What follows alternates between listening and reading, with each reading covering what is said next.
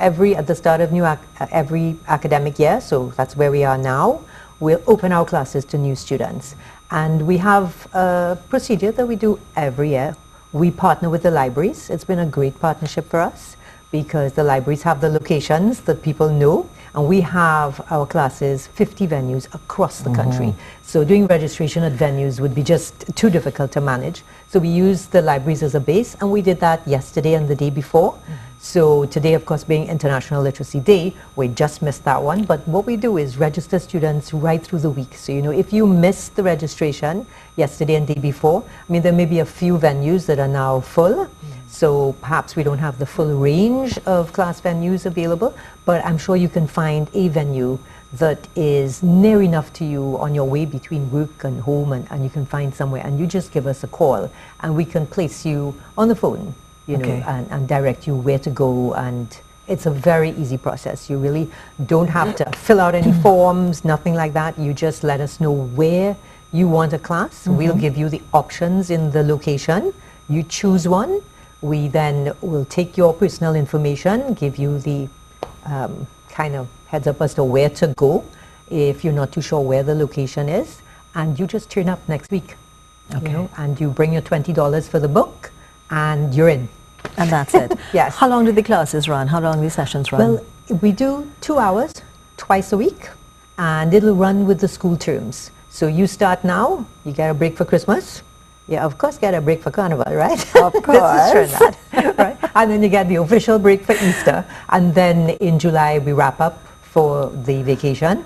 And at that point is when you'd have been in a level for 1 year. And what we hope then is that you're moving into the next level. So literacy is really a range of skills. And how far you go with us depends on what your goals are. You know, some people want to go and get to the CXC level, and they will go all the way with us to level 3.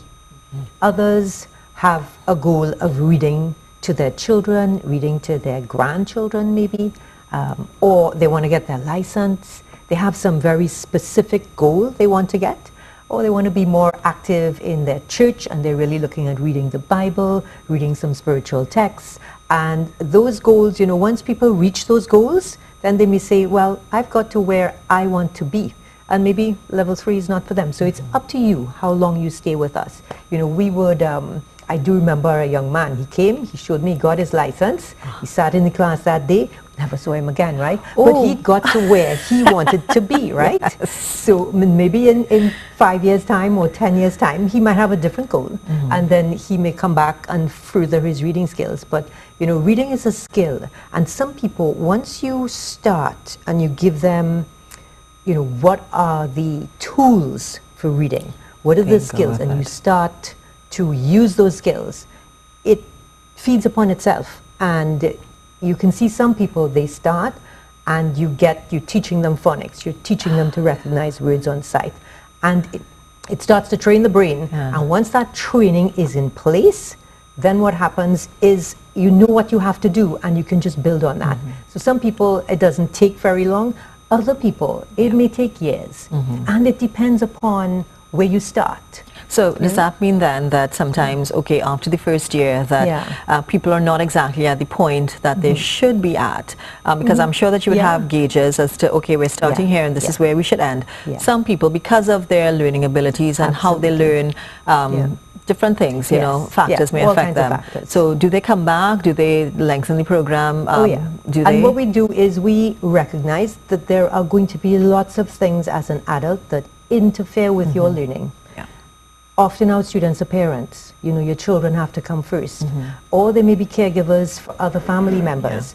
And then you also will find that you have other demands on your time. Very often our students, they don't control their working hours. Not many of us can control our working hours. So it's an adult feature, right?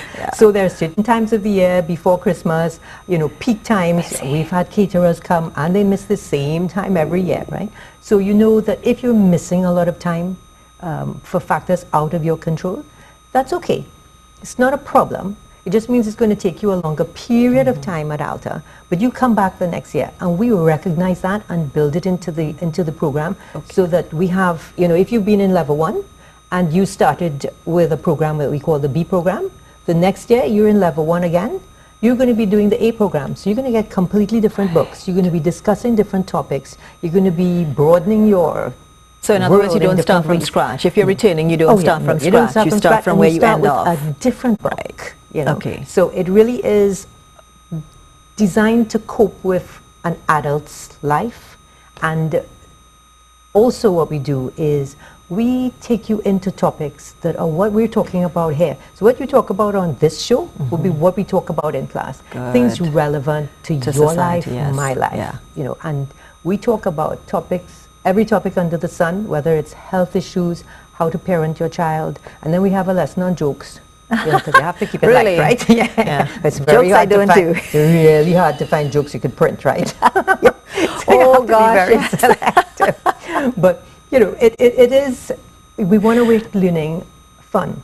Yeah. Because we also know that for many adults, school was not a fun experience. Especially which is why those, they're at where they're at. Yes, especially those with literacy difficulties, you know, because school is based on, if you have difficulty with reading, you have difficulty with everything in school, because everything starts with what's on the board, what's in the book, and can you read it and write it back. So we know that school experience has not been good. So we create a different learning environment. And one of the key differences we have is what we call a cooperative learning environment rather than a competitive.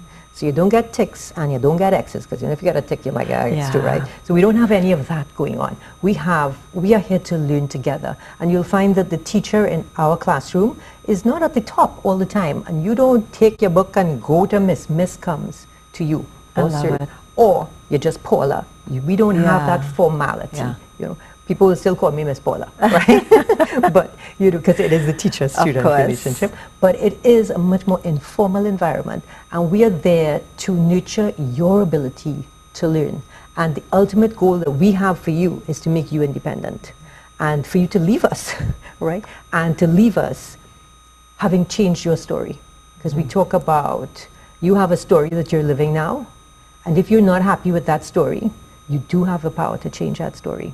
And one of the tools to do that is to be able to open a book and see what's there, to look around your world and know what those signs are saying. Look at the street sign and know this is the street I'm on. I mean, it always, I've been doing this for more than 20 years, right? And it's still, you know, how do you feel being put in a situation where everybody else is able to interpret this world that we're living in from all these written symbols everywhere, and even your phone is full of written stuff now, and you can't, or you're getting bits of it only. How has ALTA grown over the years? Because I'm sure they would have started off really small with not very many students. How has it grown, and how many students do you have now? Wow, I'd say phenomenally. It really took off on me, right? To the complaints of my family. But it's something that the need just was overwhelming when we first started. We started with one class, you know, me teaching in Woodbrook, and there was another person teaching with me, and we split and we made two. And then from there, it just grew. And now we have usually over 2,000 students, between 1,500 and 2,000 students.